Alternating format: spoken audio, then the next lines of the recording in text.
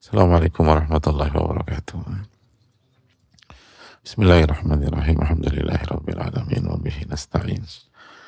Ala umuri dunya wad din wassalatu wassalamu ala asyrafil anbiya wal mursalin wa ala alihi wa sahbihi wa man sara ala nahjihi bi ihsanin ila yaumil wa ba'd.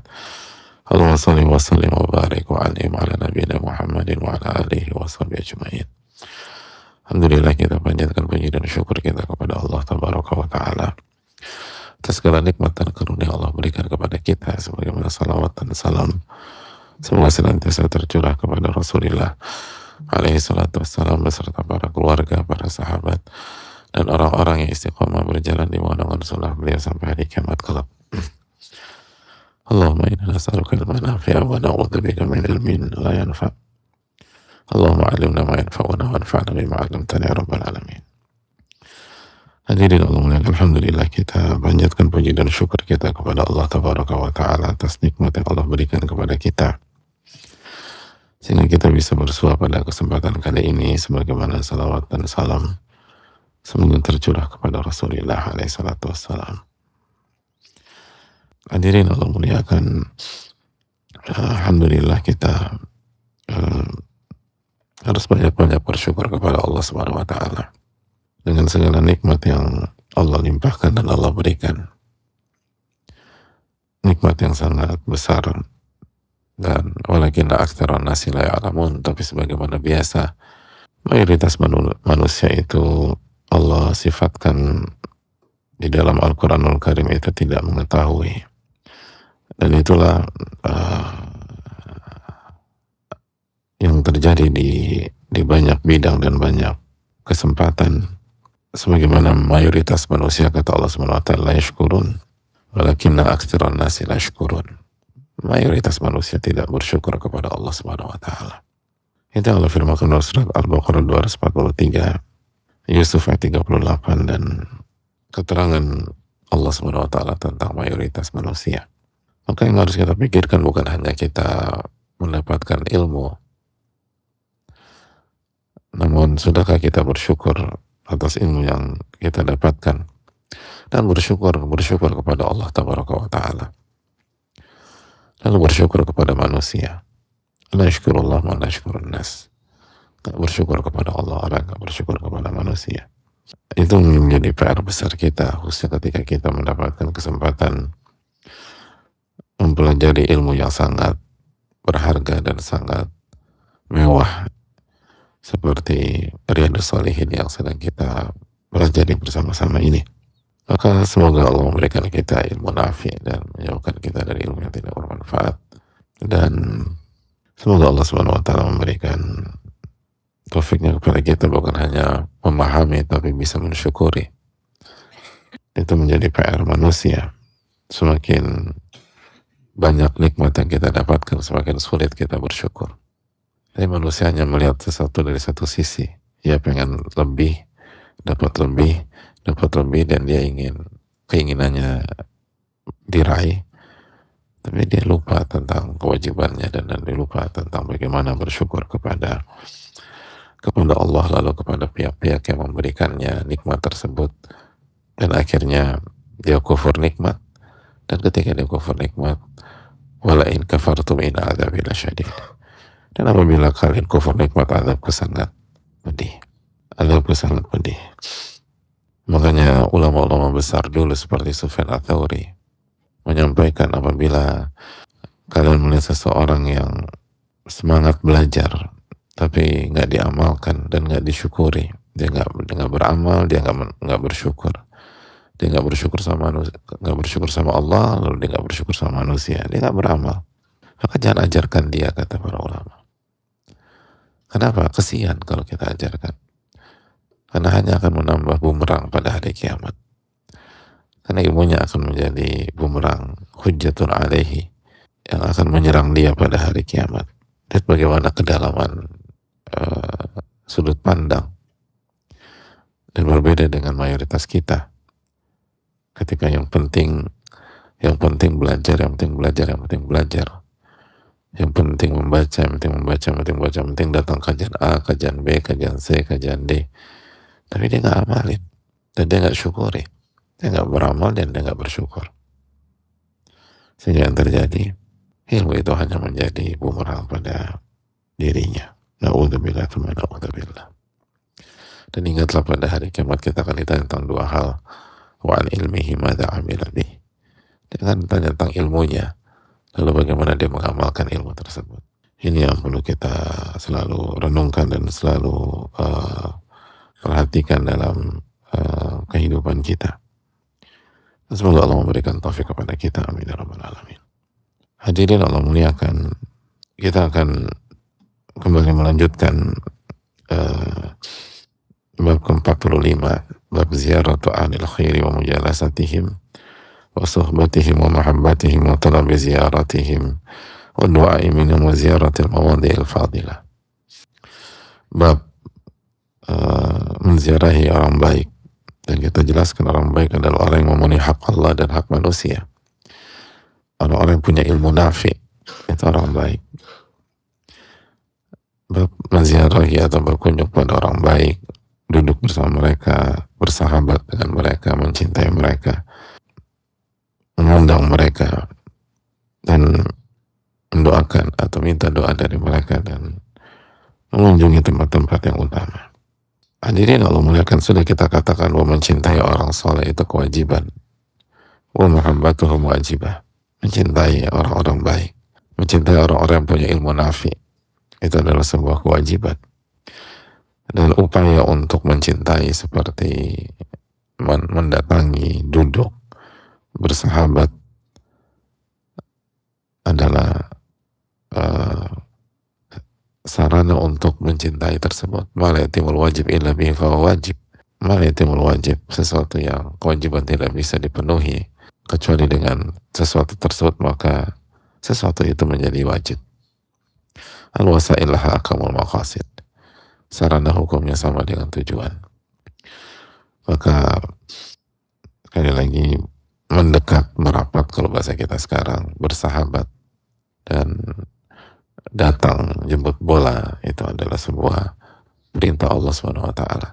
Artinya kita bukan hanya disuruh beribadah personal, tapi kita disuruh untuk merapat kepada orang soleh, mendekati, duduk, bersahabat, punya kehidupan. Karena bagaimana kita mencintai seseorang kalau kita nggak pernah ketemu, nggak pernah mendekat, nggak pernah ini. Padahal kita bisa, kecuali kalau kita nggak bisa. Seperti Rasulullah SAW, kita nggak bisa, berbeda waktu tentu saja. Jadi kita baca sirahnya, kita mendekat ke haditsnya Nabi SAW, kita mempelajari sunnahnya, dan dengan demikian kita akan mencintainya.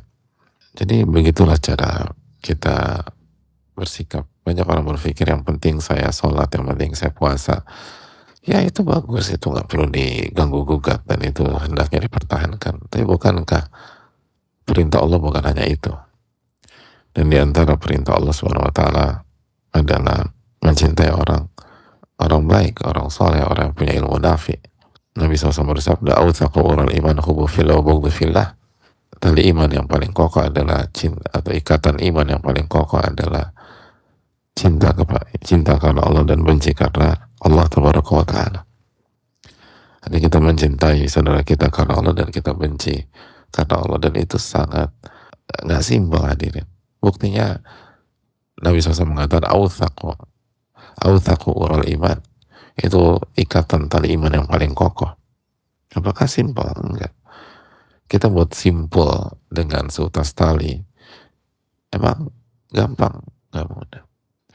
Gampang kalau asal, tapi kalau buat simpul yang sangat kokoh, nggak mudah. Anda harus tahu tekniknya. Maka ini yang harus diperjuangkan, dan ini yang harus dilakukan, karena ini penting. Karena banyak orang berpikir bahwa kesolehan itu untuk pribadi saja, atau amalan yang penting. Udah saya mau fokus dengan amalan-amalan seperti sholat, seperti berzikir, seperti puasa. Saya nggak mau bergaul, saya nggak mau berbaur, saya nggak mau mendekat. Masing-masing aja deh. Sekali lagi, itu bukan kehidupan orang-orang terbaik. kehidupan orang-orang terbaik itu, lihat bagaimana para sahabat, khairun nasi qarni, sebaik-baik manusia adalah generasiku. Dan lihat bagaimana mereka pun sholat, mereka pun puasa, mereka berzikir, bahkan sholat mereka, zikir mereka, puasa mereka lebih bagus daripada kita, lebih banyak daripada kita, lebih khusyuk daripada kita. Tapi di sisi lain mereka pun juga merapat dengan orang-orang soleh. Mereka mendekat ke Rasulullah SAW. Bahkan bukan hanya mengunjungi, mereka berhijrah. Mereka tinggalkan harta, mereka tinggalkan aset, mereka tinggalkan properti di Mekah. Mereka tinggalkan semuanya. Dan mulai dari nol. Hanya untuk apa? Hanya untuk hidup dengan Rasulullah SAW. Manusia yang paling soleh. Manusia yang paling punya ilmu yang bermanfaat. Dan mereka nggak berkomentasi, yang penting kan aku sholat, yang penting aku puasa. Ya Rasulullah SAW mau tinggal di Madinah itu hak beliau, tapi aku mau stay di sini saja. Abu Bakar nggak punya pola pikir seperti itu, radhiyallahu taala. Umar radhiyallahu taala nggak berpikir seperti itu. Utsman bin Affan radhiyallahu taala nggak berpikir seperti itu. Ali bin Abi Thalib radhiyallahu taala nggak berpikir seperti itu. Tapi mereka hidup dengan Nabi SAW dan hidup dengan sesama mereka, bukan menyendiri atau yang penting saya punya, yang penting saya jaga sholat lalu udah terserah deh. Tidak. Mereka berkumpul bersama, duduk bersama, saling mencintai, saling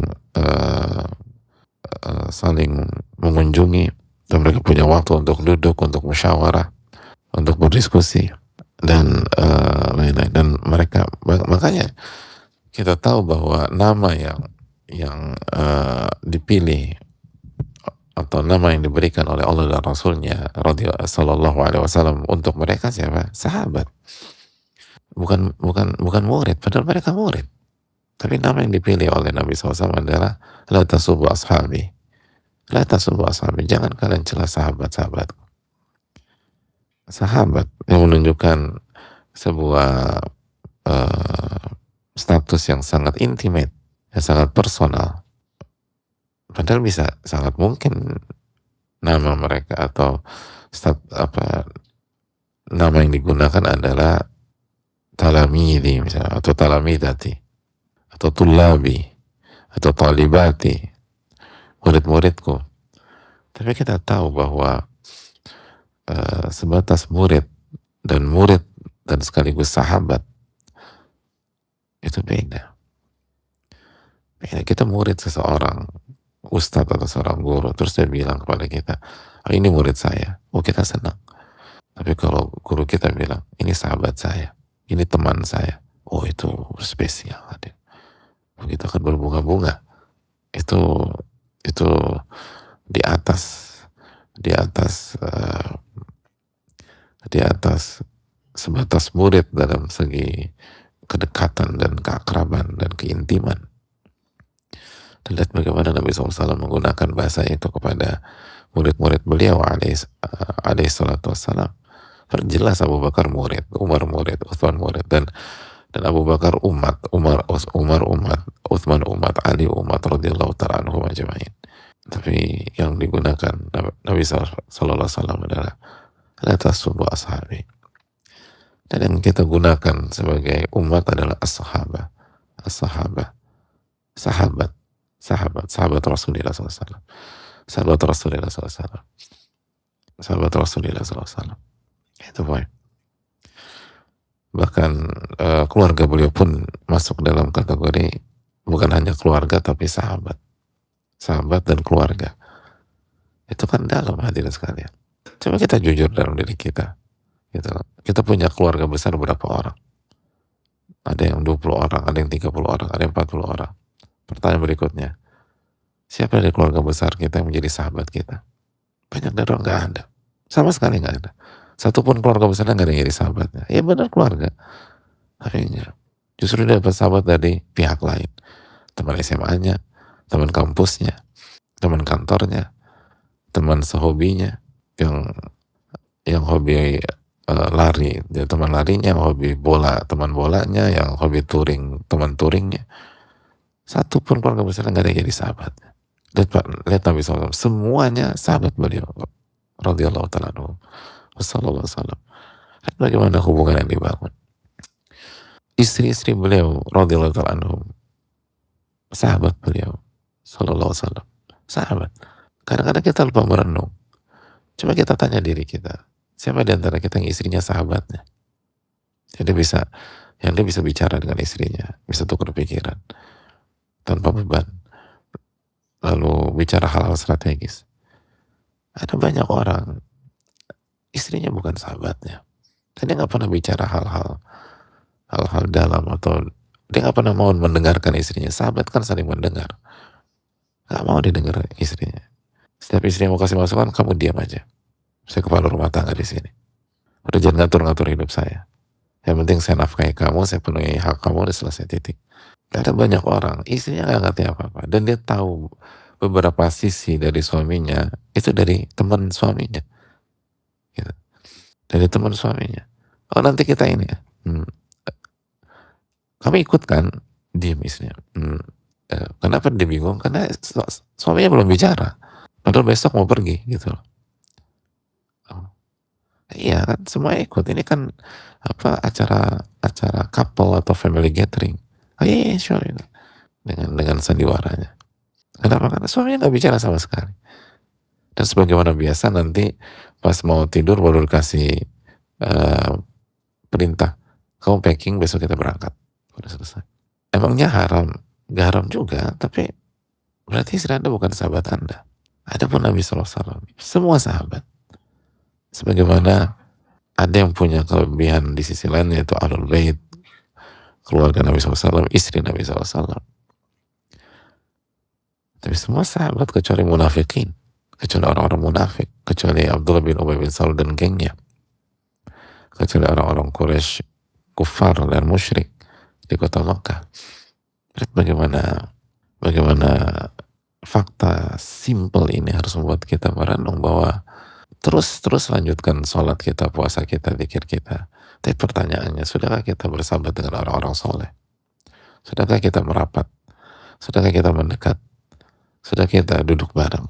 Sudahkah kita punya waktu untuk bersahabat dengan mereka, menghabiskan waktu dengan mereka? Habisan susah Pak Ustadz. Hadirin, sunnatullah dalam hidup, orang-orang yang punya kualitas itu gak mudah didekati. Yang mudah didekati orang yang gak punya kualitas itu aja. Di semua bidang gitu. Anda mau mendekat kepada orang yang punya kualitas, gak sesimpel itu, gak sesederhana. Jadi kalau kita mengeluh, berarti kita bukan hanya nggak ngerti dalil, kita nggak ngerti kehidupan. Gak ada di bidang manapun orang yang berkualitas itu mudah mudah didekati dan bersahabat dengan dia. Dan simpel aja dalilnya. Untuk jadi sahabat Nabi SAW di tahun pertama kenabian, tahun kedua kenabian, tahun ketiga kenabian, tahun keempat kenabian, dan seterusnya, maka Anda harus siap kehilangan semuanya. Itu jadi sahabat Nabi SAW.